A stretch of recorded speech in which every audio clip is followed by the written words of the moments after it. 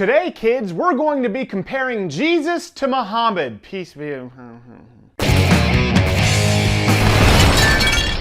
So one of the most controversial videos that I've ever done would have to be the Quran challenge. If you click the link, you'll get to see the thousands of threats that I'd received for insinuating that the Quran wasn't inherently a peaceful book. Now, many people think it's very unfair to compare the acts of Christians to the acts of Muslims. And I still agree. Both groups often consist of hypocrites. So let's get to the root of the issue. Yes, let's look to the faith's holiest of prophets, their model citizens, if you will. Jesus versus Muhammad.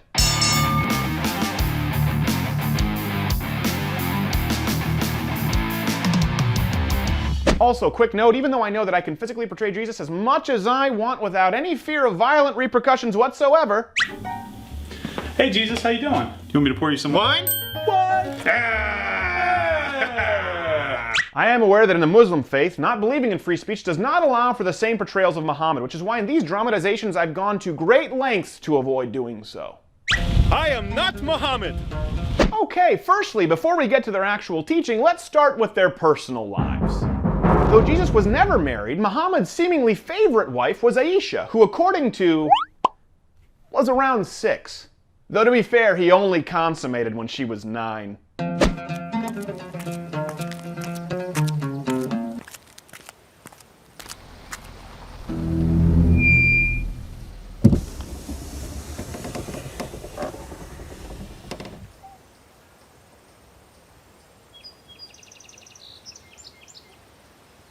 I have puppies in back. And in the spirit of full disclosure, Muhammad had many wives. Not Muhammad! Who are you speaking? Shut up! You don't know the boss of me! As a matter of fact, he had so many wives, here's a chart. So while Jesus was actually raising young adolescent girls from the dead, it seems that Muhammad was a little more concerned with moving on. Jesus was actually pretty big on the whole treating women with respect and protecting them deal. Hey, whoa! You're crossing some serious lines. Okay, you got a lot of growing up to do. All you. I'll tell you that right now. But she's a floozy. Oh, like you're so perfect, Carl. I can make one phone call. Whereas Muhammad was not only involved in the commanding of killing certain women, committed domestic violence against his wife Aisha, said that women constituted a majority of hell, but there was actually a dame who was stoned to death as per his individual orders.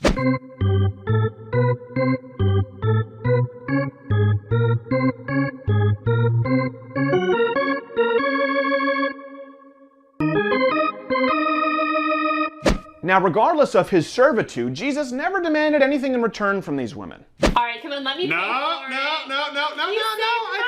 I got it. Go and say no more. Whereas Muhammad had quite a few slaves and concubines. Please, not Muhammad. Tell me how I can please you. You can make me a sandwich.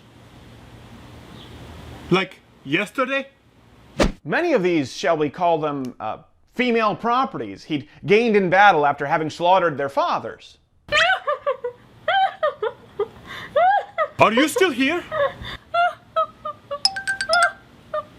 Which leads us to a key difference. Jesus, a servant, never fought a battle, never owned a slave, and never killed a guy. Not only did Muhammad do so, but he actually felt that it was his divine calling to kill non-Muslims and had murdered people who insulted him. You're a bully! And you're dead! Which finally brings us to the teachings of Jesus versus Muhammad. And there are too many to list here, so let's go to the tail of the tape. Jesus taught to love your enemies and teach your faith with gentleness and respect. Muhammad taught his followers to kill, convert, or subjugate Christians and Jews.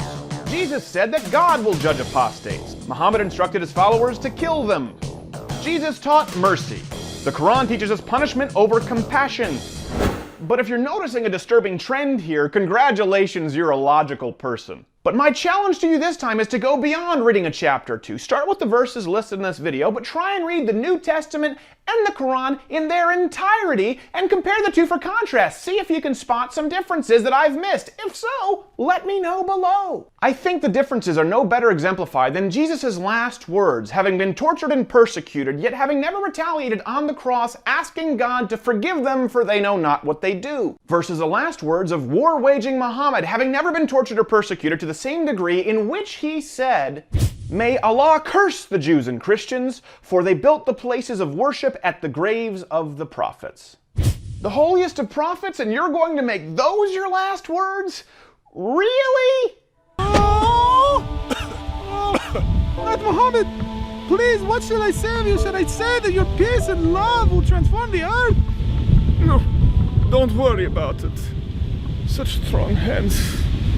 Not Mahomet! What about salvation and forgiveness? How about that? Oh, anything now, Mahomet. What shall I say of you? How do you feel about the Jews? It only takes a turn.